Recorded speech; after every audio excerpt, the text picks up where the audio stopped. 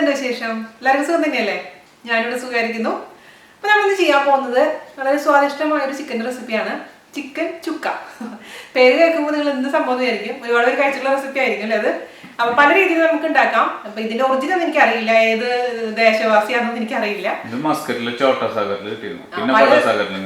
പല സ്ഥലത്തുനിന്ന് കഴിച്ചിട്ടുണ്ട്, പക്ഷെ പല സ്ഥലത്തുനിന്ന് കഴിച്ചിട്ട് പല രീതിയിലത്തെ ടേസ്റ്റിലാണ് നമ്മൾ കഴിച്ചിരിക്കുന്നത്.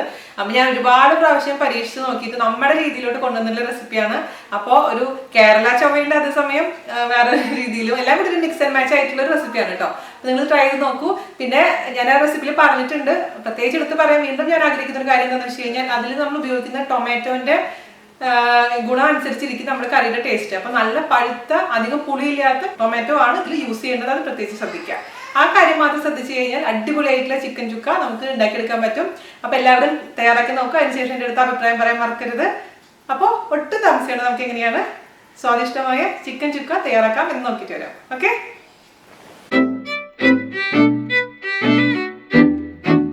അപ്പൊ നമുക്ക് ചിക്കൻ ചുക്ക ഉണ്ടാക്കാൻ തുടങ്ങാം. അതിനുവേണ്ടി ഞാൻ ആദ്യം എടുത്തിരിക്കുന്നത് 7 മീഡിയം സൈസ് സവാളയാണ്. അപ്പോൾ നിങ്ങളുടെ കയ്യിൽ ഇപ്പോൾ ഒരു വലിയ സവാളയ്ക്കാണെന്നുണ്ടെങ്കിൽ 4 4.5 മതിയാവും. സവാള ഇപ്പോൾ ചെറുതായതുകൊണ്ടാണ് ഞാൻ പേരിന് എടുത്തിരിക്കുന്നത്. അതിൽ 2 എണ്ണം നമുക്ക് വറുത്ത് കോരാനുള്ളതാണ്, നല്ലതായിട്ട് ഫ്രൈ ചെയ്യാനുള്ള സവാളയാണ്. അപ്പോൾ നമുക്ക് മാറ്റി വയ്ക്കാം. അത് പിന്നെ നമുക്ക് വേണ്ടത് 5 മീഡിയം സൈസ് സവാള. അപ്പോൾ ഈ റെസിപ്പി എന്ന് പറയുന്നത് അങ്ങനെ ഓവർ സ്പൈസി ഒന്നല്ല, ഗീ റൈസിൻ്റെ ഒക്കെ കൂടി കഴിക്കാൻ പറ്റുന്ന നല്ലൊരു കോമ്പിനേഷനുള്ള ചിക്കൻ കറിയാണിത്. ചിക്കൻ റോസ്റ്റ് എന്ന് വേണമെങ്കിൽ പറയാം, കുറച്ച് പരണ്ടിരിക്കുന്ന ഒരു സംഭവമാണ്. അപ്പോൾ ഇതിലേക്ക് സവാളയും അത്യാവശ്യം വേണം, അതുപോലെ തന്നെ തക്കാളിയും വേണം. മേജർ ഇൻഗ്രീഡിയന്റ് എന്ന് പറയുന്നത്, ഹൈലൈറ്റ് എന്ന് പറയുന്നത് തക്കാളിയാണ് ഇതിന്റെ ഈ റെസിപ്പിയിൽ. അതുപോലെ തന്നെ പിന്നെ നിങ്ങളുടെ കയ്യിൽ ചെറിയുള്ളി ഉണ്ടെന്നുണ്ടെങ്കിൽ ചെറിയുള്ളി കുറച്ച് ഉപയോഗിക്കാൻ, ഒരു 100 ഗ്രാം ചെറിയുള്ളിലേക്ക് എടുക്കുകയാണെങ്കിൽ കുറച്ചും കൂടെ ടേസ്റ്റ് കൂടും. ഇപ്പോൾ എൻ്റെ അടുത്ത് നിന്ന് ചെറിയുള്ളി അവൈലബിൾ അല്ല, അതുകൊണ്ട് ഞാൻ സവാള മാത്രമേ എടുത്തിട്ടുള്ളൂ. ചെറിയുള്ളി ഇടുകയാണെങ്കിൽ ബെസ്റ്റ് ആയിരിക്കും, കുറച്ചും കൂടെ ടേസ്റ്റ് വൈസ് നോക്കാം. അപ്പോൾ നമുക്കിത് നന്നായിട്ട് സ്ലൈസസ് ആയിട്ട് എടുക്കാം. മുറിക്കുന്നത് സ്ലൈസ് ആയിട്ട് മുറിക്കുക, ചെറുതായിട്ട് മുറിക്കാൻ പാടില്ല. അതുപോലെ തന്നെ ഇതും വളരെ നൈസായിട്ട് അങ്ങ് മുറിച്ചെടുക്കാം. സവാള മുറിക്കണമെന്ന് ഇപ്പോൾ കാണിക്കേണ്ട ആവശ്യമൊന്നും ഇല്ലല്ലോ അല്ലേ, എല്ലാവർക്കും ഞാൻ കാണിച്ചു തന്നിട്ടുള്ള കാര്യമാണ്. വളരെ നൈസായിട്ട് മുറിക്കുകയാണെങ്കിൽ നമുക്ക് പെട്ടെന്ന് നമുക്ക് സവാള വഴറ്റിയെടുക്കാൻ പറ്റും. അപ്പോൾ മൊത്തത്തിൽ സവാള മുറിച്ചതിന് ശേഷം ബാക്കി പ്രൊസീജിയർ നമുക്ക് ചെയ്യാം. ഓക്കെ, അപ്പോൾ ഇവിടെ ഇതൊരു 5 സവാള, മീഡിയം സൈസ് സവാള നല്ല നൈസായിട്ട് സ്ലൈസ് ചെയ്ത് വെച്ചിട്ടുണ്ട്. അതുപോലെ തന്നെ 2 സവാള വളരെ നൈസായിട്ട് അരിഞ്ഞു വെച്ചിട്ടുണ്ട്. ഇത് നമുക്ക് വറുത്തെടുക്കണം. ഞാനിപ്പോൾ ഉള്ളി പൊരിച്ച് മാറ്റി വെക്കാൻ പോവാണ്. ഇനി നമുക്ക് ഇതിലേക്ക് വേണ്ടത് 4 മീഡിയം സൈസ് നല്ല പഴുത്ത് തുടുത്തിട്ടുള്ള, ഒരുപാട് പുളിയൊന്നും ഇല്ലാത്ത, അത്യാവശ്യം മധുരമുള്ള നല്ല തക്കാളിയാണ് ഇതിന്റെ ഞാൻ പറഞ്ഞല്ലോ മെയിൻ ആയിട്ടുള്ള ടേസ്റ്റ് എന്ന് പറയുന്നത്. തക്കാളി നല്ല തക്കാളി ആയിരിക്കണം, അതല്ലെങ്കിൽ നമ്മൾ ഉദ്ദേശിക്കുന്ന നമുക്ക് ടേസ്റ്റ് കിട്ടില്ല. അപ്പോൾ നിങ്ങൾ തക്കാളി എപ്പോഴും നല്ലതായിട്ട് ചൂസ് ചെയ്യാൻ ശ്രദ്ധിക്കുക. അപ്പോൾ വലിയ തക്കാളി ആണെങ്കിൽ 3 തക്കാളി, മീഡിയം തക്കാളി ആണെങ്കിൽ 4 തക്കാളി, 4 5 ആവാം. ഈ തക്കാളിക്ക് ഒട്ടും പുളിയില്ലാത്ത തക്കാളിയാണ് ഞാൻ ഉപയോഗിച്ചിരിക്കുന്നത്. അപ്പോൾ വളരെ ചെറിയ കഷ്ണങ്ങളാക്കിയിട്ട് അങ്ങ് മുറിക്കുക. തക്കാളി ഞാനിവിടെ അരിഞ്ഞു വെച്ചിട്ടുണ്ട്. നമുക്കിനി കറി ഉണ്ടാക്കാൻ തുടങ്ങാം. 1 കിലോ ചിക്കനാണ് എടുത്തിരിക്കുന്നത്. ഫ്രഷ് ചിക്കൻ ആണിത്. ഇത് സ്കിൻ റിമൂവ് ചെയ്തിട്ട് മീഡിയം പീസസ് ആയിട്ട് മുറിച്ച് വെച്ചിട്ടുള്ള ചിക്കനാണ്. ഇത് നന്നായി കഴുകി ഞാൻ വിനീഗർ ഉപ്പും ഇട്ട് ഒരു 10 മിനിറ്റ് വെച്ചു. അതിനുശേഷം നന്നായി കഴുകി എടുത്ത് വെച്ചിട്ടുണ്ട്. നമുക്ക് ഇനി ബാക്കിയുള്ള പ്രൊസീജിയേഴ്സ് എന്താണെന്ന് നോക്കാം. അപ്പൊ ഞാനിവിടെ ഇഞ്ചി വെളുത്തുള്ളി പേസ്റ്റ് ഉണ്ടാക്കി വെച്ചിട്ടുണ്ട്. അപ്പൊ അത് ഒരു വലിയ കഷ്ണം ഇഞ്ചിയും ഒരു 10 അല്ലിയോളം വെളുത്തുള്ളിയും കൂടി നന്നായി അരച്ചു വെച്ചിരിക്കുന്ന പേസ്റ്റ് ആണിത്. ഇത് നമുക്ക് നമ്മുടെ ഓയിലിലോട്ട് ഇട്ട് കൊടുക്കാം. ഇനി നമുക്ക് ഇതിലോട്ട് 4 പച്ചമുളക് കീറിയത് ഇട്ട് കൊടുക്കാം. 4 5 ആയിക്കോട്ടെ, അത് എരിവ് അനുസരിച്ച് കേട്ടോ. ഇത് അധികം എരിവൊന്നുമില്ലാത്ത പച്ചമുളക് ആയതുകൊണ്ട് ഞാനൊരു 5 പച്ചമുളക് ഇട്ട് കൊടുത്തിട്ടുണ്ട്. എരിവ് കൂടുതലാണെന്നുണ്ടെങ്കിൽ 3 പച്ചമുളക് ഇട്ട് കൊടുത്താൽ മതി. ജസ്റ്റ് ഒന്ന് വഴറ്റി കൊടുക്കാം. മീഡിയം ഫ്ലെയിമിലാണ് ഞാൻ ഇട്ടിരിക്കുന്നത്. ഹൈ ഫ്ലെയിമിൽ ഒരിക്കലും ഇടരുത്. ഇഞ്ചി വെളുത്തുള്ളിയും പെട്ടെന്ന് തന്നെ അത് കരിഞ്ഞു പോകും. അത് പ്രത്യേകിച്ച് സൂക്ഷിക്കുക.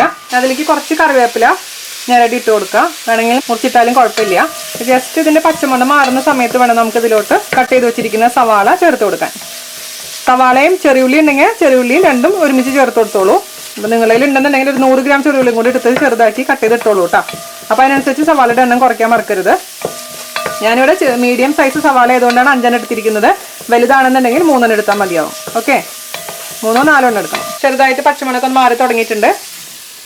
കട്ട് ചെയ്ത് വെച്ചിരിക്കുന്ന സവാള ചേർത്ത് കൊടുക്കാം.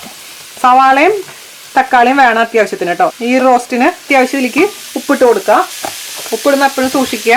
ഇത് നന്നായിട്ട് ബ്രൗൺ ഷെയ്ഡ് ആവുന്ന വരെ നമുക്കിത് വഴറ്റി കൊടുക്കണം. അതിനാണ് സമയം എടുക്കുക.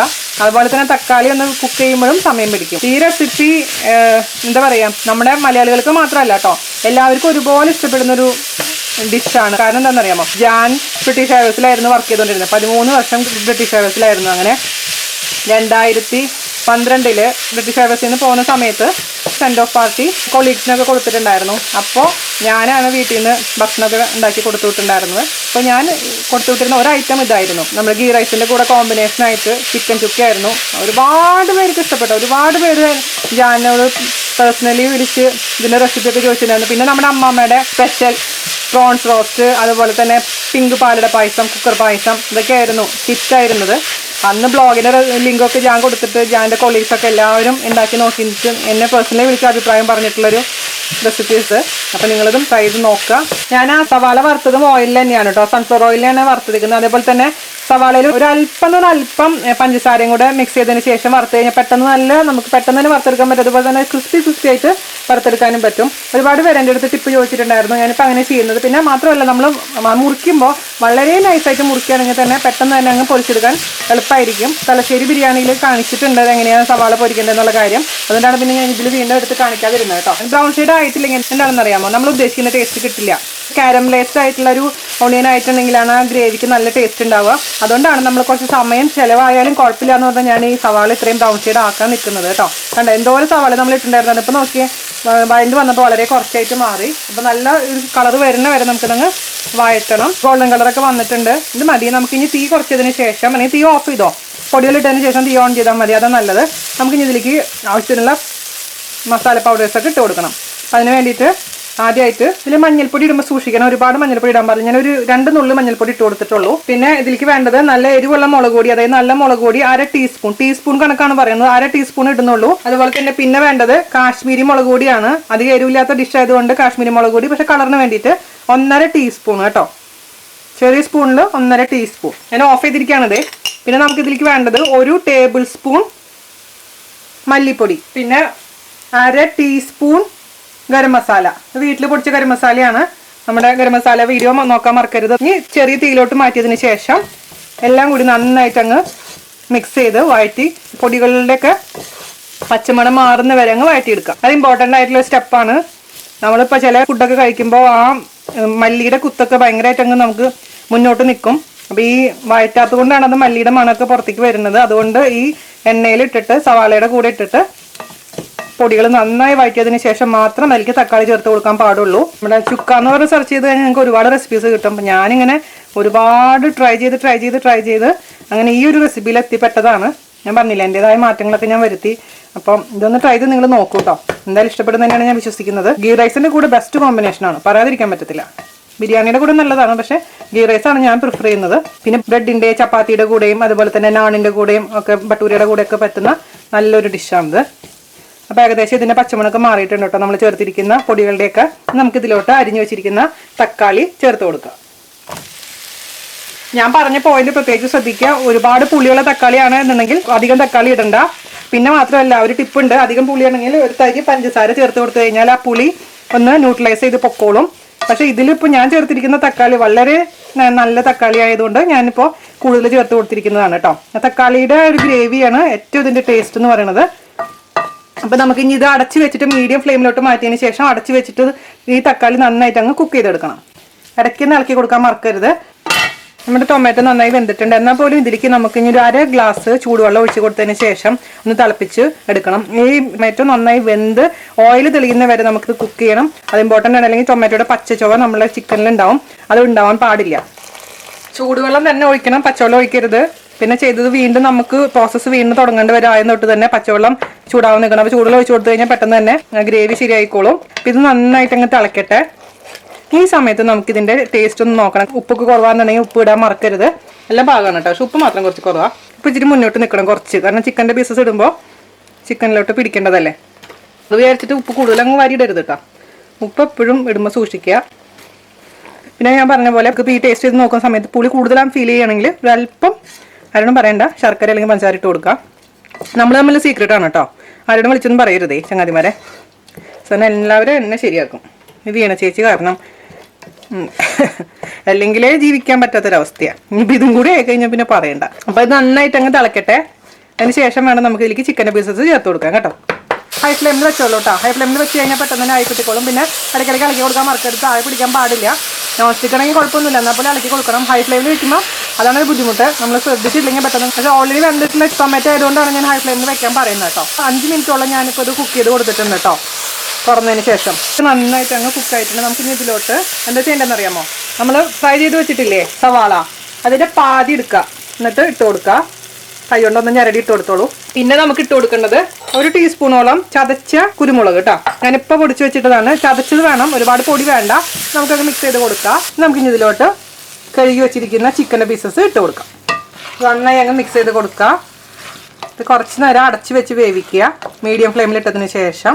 അതാണെങ്കിൽ നമുക്കിതിന് ടൊമാറ്റോ ചിക്കനൊക്കെ ശരിക്കും പറഞ്ഞാൽ പേര് കൊടുക്കാൻ പറ്റുന്ന ഒരു ഡിഷാണ്. അപ്പോൾ എല്ലാ സ്ഥലത്തേക്കും നമ്മുടെ മസാല അങ്ങോട്ട് യോജിപ്പിച്ച ശേഷം അടച്ച് വെച്ചിട്ട് അങ്ങ് വേവിക്കുക. എക്സ്ട്രാ ഞാൻ വെള്ളം ആഡ് ചെയ്ത് കൊടുക്കുന്നില്ല, കാരണം ചിക്കനുള്ളിൽ നിന്നുള്ള വെള്ളം ഇറങ്ങിക്കോളും. അതിൽ ചിക്കൻ്റെ വെള്ളത്തിൽ കിടന്ന് വേവുന്നതാണ് ആ റിയൽ ആയിട്ടുള്ള ടേസ്റ്റ് നമുക്ക് കിട്ടുക. അപ്പോൾ വേണമെന്നുണ്ടെങ്കിൽ മാത്രം കുറച്ച് ചേർത്ത് കൊടുക്കുക. പിന്നെ കുറച്ച് കഴിഞ്ഞിട്ട് ഇപ്പോൾ തൽക്കാലം അടച്ച് വെച്ചിട്ട് നമുക്ക് മീഡിയം ഫ്ലെയിമിലിട്ടതിന് ശേഷം വേവിച്ചെടുക്കാം. ഇടയ്ക്ക് കൊടുക്കാൻ മറക്കരുത്. വെള്ളം വരാൻ തുടങ്ങിയിട്ടുണ്ട് ചിക്കൻ്റെ ഉള്ളിൽ നിന്ന്. എപ്പോഴും കണ്ടിന്യൂസ് ആയി ഇളക്കണ്ട, ഇടയ്ക്കിടയ്ക്ക് ഒന്ന് ഇളക്കി കൊടുത്താൽ മതി. പിന്നെ ചിക്കൻ്റെ പീസസ് അങ്ങനെ ഒരുപാട് അങ്ങ് ഉടയ്ക്കണ്ട. ചിക്കൻ്റെ ഉള്ളിലത്തെ വെള്ളം ഇറങ്ങിയത് കണ്ട. ഒരു 10 മിനിറ്റ് കഴിഞ്ഞപ്പോഴേക്കും അങ്ങനെ ഞാൻ പറഞ്ഞ വെള്ളം ഒഴിക്കണ്ടെന്ന് എക്സ്ട്രാ. വെള്ളം ഒഴിച്ച് കഴിഞ്ഞാലുണ്ടല്ലോ വേറെ രുചിയായിട്ട് മാറും. കുറച്ചും കൂടെ വേവാനുണ്ട്. ഒരു പകുതി വെന്തിട്ടുള്ളൂ. നമ്മുടെ ചിക്കൻ കറി തിളയ്ക്കുന്നത് കണ്ട വെന്തിട്ടുണ്ട് കേട്ടോ. ഇനി നമുക്കിനി ഇപ്പോൾ ഈ ഗ്രേവി ഇത്രയും ഗ്രേവി നിങ്ങൾക്ക് വേണമെന്നുണ്ടെങ്കിൽ ഗ്രേവിയോട് കൂടി തന്നെ എടുത്തോളൂ. പക്ഷേ ഞാൻ ജസ്റ്റ് ഒന്ന് വരട്ടും. ഞാൻ പറഞ്ഞില്ലേ എനിക്കൊരു എന്താ പറയുക പരണ്ടിരിക്കുന്ന രൂപമാണ് എനിക്കിഷ്ടം. അതേസമയം ഈ ഗ്രേവിയോട് കൂടി നിങ്ങൾക്ക് എടുക്കാം. അത് നിങ്ങളുടെ ചോയ്സ് കേട്ടോ. അപ്പോൾ ഈ സമയത്ത് നിങ്ങളൊന്ന് ടേസ്റ്റ് ചെയ്ത് നോക്കുക. ടേസ്റ്റ് ചെയ്ത് നോക്കിയിട്ട് എന്തെങ്കിലും കുറവുകളുണ്ടെങ്കിൽ നികത്തി കൊടുക്കാൻ മറക്കരുത്. ലാസ്റ്റ് ഫൈനലാകുമ്പോൾ നമുക്ക് കുറച്ചും കൂടെ പെപ്പർ പൗഡറും ഈ ബാക്കിയുള്ള സവാള ഫ്രൈ ചെയ്തതും ചേർത്ത് കൊടുക്കും കേട്ടോ. ഇതിൻ്റെ ഗ്രേവിയുടെ ടേസ്റ്റ് നോക്കിയിട്ട് ഡിസൈഡ് ചെയ്യാം. പേര് കുറവാന്ന് തോന്നുകയാണെങ്കിൽ കുറച്ചും കൂടി പെപ്പർ പൗഡറിൻ്റെ അളവ് കൂട്ടി കൊടുത്താലും മതിയാവും. ഞാൻ ഗ്രേവി ജസ്റ്റ് ഒന്ന് ടേസ്റ്റ് ചെയ്ത് നോക്കി, നിവൃത്തിയില്ല. അപ്പോൾ എല്ലാം കറക്റ്റാണ്. എരിവുണ്ട്, ഉപ്പുണ്ട്, കറക്റ്റ് പാകത്തിനുണ്ട്. നിങ്ങൾ പിന്നെ ഒരു കാര്യം ശ്രദ്ധിക്കേണ്ടതെന്ന് വെച്ചാൽ ചിക്കൻ വെന്തോന്നുള്ള ഉറപ്പ് വരുത്തണം കേട്ടോ. ചിക്കൻ വെന്തോന്ന് ഉറപ്പ് വരുത്തിയതിന് ശേഷം മാത്രം വരട്ടാൻ പാടുള്ളൂ. ഞാൻ നേരത്തെ നോക്കിയപ്പോൾ ചിക്കൻ നന്നായി വെന്തിട്ടുണ്ട്. പിന്നെ ഓവറായിട്ട് അങ്ങ് ഓടഞ്ഞു പോകാൻ പാടില്ല. അപ്പോൾ നമുക്കിങ്ങനെ വരട്ടിയെടുക്കുമ്പോൾ ഭയങ്കരമായിട്ട് പൊടിഞ്ഞു പോകും. അത് സൂക്ഷിക്കുക. ഞാനിപ്പോൾ ഓഫ് ചെയ്യാൻ പോവാണ് കേട്ടോ. എനിക്ക് നന്നായി പരണ്ടിട്ടുണ്ട്. ചിക്കൻ്റെ പീസസിലൊക്കെ നന്നായി പരണ്ടിരിപ്പുണ്ട്. ഇത് ഇവിടെ ഇതിൻ്റെ കറക്റ്റ് കളർ അറിയാൻ പറ്റുന്നില്ല. നല്ല ഡാർക്ക് കളറാണിത് ചിക്കൻ്റെ പീസസൊക്കെ ഇരിക്കുന്നത്. നല്ല തക്കാളിയുടെയും പിന്നെ കാശ്മീരി മുളക് പൊടിയാണ് നല്ല കളറിന് വേണ്ടി ചേർത്തിരിക്കുന്നത്. അപ്പോൾ ഒരു പ്രത്യേകമായിട്ട് കളറാണ്. നിങ്ങൾക്ക് ഈ സമയത്ത് ഗ്രേവി ഒന്ന് ടേസ്റ്റ് ചെയ്ത് നോക്കാം. ആഹാ, എന്താ ടേസ്റ്റ് എന്ന് പറയാം. എല്ലാം പെർഫെക്റ്റാണ്. ഈ സമയത്ത് നോക്കിയിട്ട് ആവശ്യമുണ്ടെങ്കിൽ മാത്രം അവസാനം കുരുമുളക് പൊടി ചേർത്ത് കൊടുത്താൽ മതി. ഓവറായിട്ട് എരിവിടാൻ പാടില്ല. ഞാനിപ്പോൾ ഇതിലേക്ക് ഒരു അല്പം ഒരു നുള്ളു കുരുമുളക് പൊടി മാത്രം ചേർത്ത് കൊടുക്കുന്നുള്ളൂ. പിന്നെ ഇരിക്കുമ്പോൾ ചിക്കനിലോട്ടൊക്കെ മസാലയൊക്കെ പിടിച്ച് നല്ല ഉള്ളിലോട്ടൊക്കെ നല്ലോണം ഇറങ്ങും. അപ്പോൾ ഇങ്ങനത്തെ ചിക്കൻ കറികളും ചിക്കൻ റോസ്റ്റൊക്കെ തയ്യാറാക്കുമ്പോൾ രാവിലെ തയ്യാറാക്കണമെങ്കിൽ വൈകുന്നേരത്തേക്കൊക്കെ ഭയങ്കര ടേസ്റ്റ് ആയിരിക്കും. അതുപോലെ തന്നെ വൈകുന്നേരം തയ്യാറാക്കണമെങ്കിൽ പിറ്റേ ദിവസത്തേക്ക് ഭയങ്കര ടേസ്റ്റ് ആയിരിക്കും. അപ്പോൾ കഴിക്കുന്നതിന് കുഴപ്പമൊന്നുമില്ല. പക്ഷേ ഇരിക്കും തോറുമാണ് ഈ ചിക്കനും അതുപോലെ തന്നെ മീനൊക്കെ ടേസ്റ്റ് കൂടുക, പ്രത്യേകിച്ച് ഉള്ളിലോട്ട് മസാലയൊക്കെ കയറുമ്പോൾ. അപ്പോൾ ഗസ്റ്റൊക്കെ വരുമ്പോൾ അത്രയും ഡിന്നറിന് വിളിക്കുകയാണെങ്കിൽ രാവിലെ തന്നെ ചിക്കൻ ഇതേപോലെ റോസ്റ്റൊക്കെ ചെയ്ത് വെക്കുകയാണെങ്കിൽ അവർ വരുന്ന സമയമാകുമ്പോഴേക്കും അടിപൊളിയായിട്ടുണ്ടാവും. നല്ല പിടിച്ച് പെർഫെക്റ്റ് ടേസ്റ്റ് ആയിട്ട് ഇരിപ്പുണ്ടാവും. പിന്നെ നമ്മൾ ഒറ്റയ്ക്കൊക്കെ ചെയ്യുമ്പോൾ ഞാൻ പറയാറില്ലേ, നമുക്ക് എല്ലാം കൂടി ഒരുമിച്ച് എല്ലാം ചെയ്യാൻ പറ്റില്ല. മെനു ഒരുപാട് ഐറ്റംസ് ഉണ്ടെങ്കിൽ നമുക്ക് എല്ലാം കൂടി ഒരുമിച്ച് ചെയ്യാൻ പറ്റത്തില്ല. അപ്പോൾ തലേദിവസം കുറച്ച് ചെയ്യുക, പിറ്റേ ദിവസം കുറച്ച് ചെയ്യുക. അപ്പോൾ എളുപ്പമുള്ള കാര്യങ്ങളൊക്കെ പിറ്റേ ദിവസം ചെയ്യുക. കുറച്ച് ടഫായിട്ടുള്ള കാര്യങ്ങളൊക്കെ നമുക്ക് തലേദിവസം ചെയ്ത് വെക്കുകയാണെങ്കിൽ നമുക്ക് നമ്മുടെ ജോലി എളുപ്പമായിരിക്കും. അതുപോലെ തന്നെ ഗസ്റ്റ് വന്നു കഴിഞ്ഞാൽ പിന്നെ നമ്മൾ അടുക്കളയിൽ കയറി നിൽക്കാൻ പാടില്ല. കാരണം അവർ വന്നു കഴിഞ്ഞാൽ അവരോട് കൂടുതൽ സംസാരിക്കുക, അവരുടെ അടുത്ത് സമയം ചിലവിടുക. ആദ്യ കാലത്തൊക്കെ ഞാൻ എന്താ ചെയ്യാന്ന് വെച്ചാൽ ഗസ്റ്റ് വന്നു കഴിഞ്ഞാൽ അടുക്കളയിൽ തന്നെ ആയിരിക്കും. അപ്പോൾ ഞാനത് ഇഷ്ടമല്ല. ഞാൻ പറയാം നീ എന്തിനാ അടുക്കളയിൽ ഇരിക്കുന്നത്. അപ്പോൾ പിന്നെ എന്നോട് പറയും ഗസ്റ്റ് വന്നു കഴിഞ്ഞാൽ പിന്നെ അടുക്കളയിൽ കയറാൻ പാടില്ല, ജസ്റ്റ് പാത്രങ്ങൾ എടുക്കാനും ഡിഷ് എടുക്കാനും മാത്രം കയറാൻ പാടുള്ളൂ, അല്ലാതെ കുക്കിങ്ങിനോ വറക്കാനോ മീൻ പൊരിക്കാനോ ഒന്നും പാടില്ല എന്ന് പറയും. അപ്പോൾ അവർ വരുന്നേക്കാളും മുമ്പ് എന്നോട് എല്ലാ ജോലിയും കഴിച്ചു വയ്ക്കാൻ ഓർഡറാണ് ഇപ്പോൾ. അത് കാരണം പിന്നെ ശരിയാണ് പറഞ്ഞത്. അല്ലെങ്കിൽ അവരെ കൂടെ നമുക്ക് സംസാരിക്കാൻ നമുക്ക് സമയം കിട്ടില്ല. ഫുൾ ടൈം കിച്ചണിൽ തന്നെ നമുക്ക് ടെൻഷനായിരിക്കും. അവർ വരുന്ന സമയത്ത് വറുത്ത് കഴിഞ്ഞാലും ചിലപ്പോൾ ശരിക്കും വറക്കാൻ പറ്റില്ല, കരിഞ്ഞു പോകും. ചിലപ്പോൾ മീൻ നമ്മൾ സാധാരണ ഡെയിലി വറക്കുന്ന ഒരു സാധനമായിരിക്കും. പക്ഷേ ഗസ്റ്റൊക്കെ വന്നു കഴിഞ്ഞാൽ നമുക്കൊരു എന്തോ ഒരു ചെറിയ ഹാർബറി ഒരു ചെറിയ ടെൻഷൻ എവിടെയോ ഉണ്ടോയെന്നൊരു സംശയം എനിക്ക് തോന്നാറുണ്ട്. അതിപ്പോൾ എത്ര പിന്നെ മാത്രമല്ല ചില ഗസ്റ്റിന് ഒരു പ്രത്യേകത ഉണ്ട് കേട്ടോ. ചില ആൾക്കാർ വരുമ്പോൾ നമുക്ക് ഭയങ്കര നമ്മൾ റിലാക്സ്ഡ് ആയിരിക്കും. അതേസമയം ചില ആൾക്കാർ വന്നു കഴിഞ്ഞാൽ എത്ര നമ്മൾ കോൺഫിഡൻ്റ് ആയിട്ട് ഉണ്ടാക്കുന്ന നല്ല നമ്മുടെ മാസ്റ്റർ പീസ് റെസിപ്പി ആണെങ്കിലും ചില ആൾക്കാരുടെ അടുത്തേക്ക് അവർ വരുന്നു എന്ന് പറയുമ്പോൾ തന്നെ നമ്മുടെ കോൺഫിഡൻസ് ലെവൽ അങ്ങ് താഴോട്ട് പോകും. പിന്നെ അങ്ങോട്ട് എത്ര ഉണ്ടാക്കിയാലും ആ പെർഫെക്ഷൻ വരാത്ത പോലെ എനിക്ക് എപ്പോഴും ഫീൽ ചെയ്തിട്ടുണ്ട്. നിങ്ങൾക്ക് എങ്ങനെയാണെന്ന് എനിക്കറിയില്ല. നമ്മൾ ഓഫ് ചെയ്തിട്ടുണ്ട്. കാരണം എന്താ പരണ്ടിരിക്കണണ്ട, ജസ്റ്റ് ഒന്ന് കോട്ട് ചെയ്തിട്ടുണ്ട്. ഞാൻ ഇരിക്കുമ്പോൾ നന്നായി അങ്ങ് പിടിച്ചോളും. അവസാനമായിട്ട് ഞാൻ എന്താ ചേർത്ത് കൊടുക്കാൻ പോകുന്നത്, നമ്മളുടെ ഫ്രൈ ചെയ്ത് വെച്ചിരിക്കുന്ന ഓണിയൻ അങ്ങോട്ട് ക്രഷ് ചെയ്ത് അങ്ങ് ഇട്ട് കൊടുക്കുക. അത് പ്രത്യേക ടേസ്റ്റാണ് കേട്ടോ, അത് എൻഹാൻസ് ചെയ്യുന്ന ടേസ്റ്റ്. നിങ്ങൾക്ക് മടിയുള്ള കൂട്ടത്തിലാണെങ്കിൽ അത് ഇട്ടില്ലെങ്കിലും കുഴപ്പമൊന്നുമില്ല, ഇടാണ്ട് തന്നെ ടേസ്റ്റാണ്. എന്നാൽ പോലും ഇടാൻ തന്നെയാണ് ഞാൻ റെക്കമെൻഡ് ചെയ്യുന്നത് കേട്ടോ. പിന്നെ ഒരു അല്പം മാത്രം ഞാൻ കുരുമുളക് പൊടി ചേർത്ത് കൊടുക്കുന്നുള്ളൂ, കാരണം ഇത് അത്യാവശ്യം നല്ല എരിവുണ്ട് നമ്മുടെ ചിക്കനിന്. അപ്പോൾ അതുകൊണ്ട് ഒരുപാട് അങ്ങ് ഇട്ട് കഴിഞ്ഞാൽ പിന്നെ അതങ്ങോട്ട് ആ ടേസ്റ്റ് മാറും. മിക്സ് ചെയ്ത് പതുക്കെ മിക്സ് ചെയ്ത് കൊടുക്കുക. ഞാൻ പറഞ്ഞ പോലെ ഓവറായിട്ട് അങ്ങ് കുഴയ്ക്കാൻ പാടില്ല. അപ്പോൾ ഇവിടെയൊക്കെ കിട്ടുന്ന ചിക്കൻ പെട്ടെന്ന് വേവുന്ന കാരണം ഒരുപാട് സമയം നമുക്കിത് എടുക്കില്ല. അതേസമയം നാട്ടിലൊക്കെ ആണെങ്കിൽ കുറച്ച് അത്യാവശ്യം സമയം എടുക്കും. പിന്നെ ഇച്ചിരി അധികം സമയം അടച്ച് വെച്ച് വേവിക്കുക തന്നെ വേണം. അതിനുശേഷം തുറന്ന് വെച്ച് അങ്ങ് വറ്റിച്ചെടുത്താൽ മതി. അപ്പോൾ നമ്മൾ അടിപൊളിയായിട്ടുള്ള ചിക്കൻ ചുക്ക റെഡി ആയിട്ടുണ്ട്. അതിൻ്റെ മുകളിലേക്ക് ഞാൻ കുറച്ച് കറിവേപ്പിലയും കൂടെ അങ്ങ് ഇട്ട് കൊടുക്കാൻ പോവുകയാണ്. ഫൈനലായിട്ട് കുറച്ച് കറിവേപ്പില അങ്ങ്. ഇതിലിപ്പോൾ ഞാൻ വെളിച്ചെണ്ണ ഉപയോഗിക്കാത്ത കാരണം അവസാനം വെളിച്ചെണ്ണ ഒഴിച്ച് കൊടുക്കുന്നില്ല കേട്ടോ. തക്കാളിയാണ് ഇതിൻ്റെ താരം, അതുകൊണ്ട് ഞാൻ വെളിച്ചെണ്ണ ഒഴിക്കുന്നില്ല. പക്ഷേ കറിവേപ്പില ഫ്രഷായിട്ട് ഇട്ട് കൊടുക്കാം. പിന്നെ ചിലർ മല്ലിയില ഇടാറുണ്ട്, പക്ഷേ മല്ലിയിലേക്കാളും എനിക്ക് ഇഷ്ടം കറിവേപ്പില ഇട്ട് കൊടുക്കാനാണ്. മല്ലിയില ഇട്ട് കഴിഞ്ഞാൽ വേറൊരു സ്മെല്ലായിട്ട് മാറും. ഇതിൻ്റെ കംപ്ലീറ്റ്ലി ടോട്ടൽ സ്മെല്ലും ടേസ്റ്റും അങ്ങോട്ട് മാറിപ്പോകും മല്ലിയില ഇട്ട് കഴിഞ്ഞാൽ. അപ്പോൾ കറിവേപ്പില തന്നെ ഇടാൻ ശ്രമിക്കുക. അപ്പം അടിപൊളി. അത് കറിവേപ്പില ഇട്ടപ്പോൾ ഒരു രക്ഷയില്ല കേട്ടോ. എന്താ വേണമെന്നറിയാം. അപ്പോൾ ഫൈനലായിട്ട് ഞാൻ ഇതിൻ്റെ ഗ്രേവി ഡോസും കൂടി ടേസ്റ്റ് ചെയ്ത് നോക്കട്ടെ. അപ്പത്തിൻ്റെ കൂടെ പെർഫെക്റ്റ് എന്ന് പറഞ്ഞതാണ് പെർഫെക്റ്റ് കേട്ടോ. നിങ്ങൾ ചെയ്ത് നോക്കി കഴിഞ്ഞാൽ ഇതിപ്പോൾ എന്നും ചെയ്യാറുള്ള ചിക്കൻ തന്നെയാണല്ലോ എന്ന് വിചാരിക്കും. പക്ഷേ ഈ കറി ഒന്ന് ഉണ്ടാക്കി നോക്കും, നിങ്ങൾ ഇതുവരെ കഴിക്കാത്തൊരു ടേസ്റ്റ് ആയിരിക്കും. അതായത് ചിക്കൻ ചുക്ക കഴിക്കാത്ത ആൾക്കാരുടെ കാര്യമാണ് ഞാൻ പറയണത്. അപ്പോൾ പെർഫെക്റ്റ് എന്ന് പറഞ്ഞാൽ പെർഫെക്റ്റ് റെസിപ്പിയാണത്. എല്ലാവരും ട്രൈ ചെയ്ത് നോക്കിയിട്ട് അഭിപ്രായം പറയാൻ മറക്കരുത്. അപ്പോൾ അടുത്ത റെസിപ്പി ആയിട്ട് വരുന്നവരെ നന്ദി, നമസ്കാരം. Thank you. ഭയങ്കര ചെറിയ ചൊബ്ബിയായിട്ടുള്ള ആള് ഇപ്പൊ ഭയങ്കര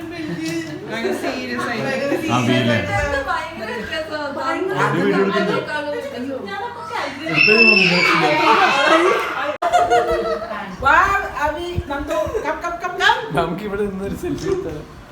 അതെ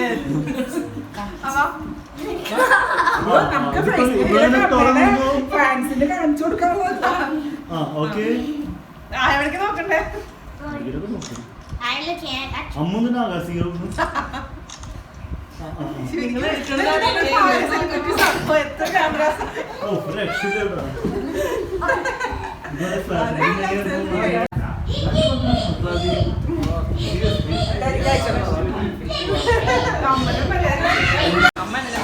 അമ്മനെ ഇങ്ങനെ പൊതച്ച് കഴിഞ്ഞാൽ ഓൾഡ് മൂവിയിലത്തെ അല്ല ഓൾഡ് ലേഡീനെ പോലെ തോന്നുന്നു. എനിക്ക് ഉറക്കമൊന്നും അല്ലെങ്കിൽ തോന്നില്ലേ ഓൾഡ്?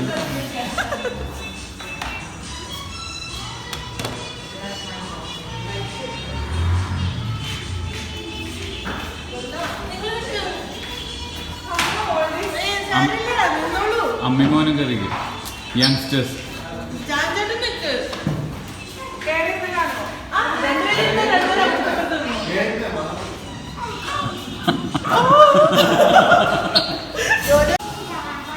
നല്ല ചലറ്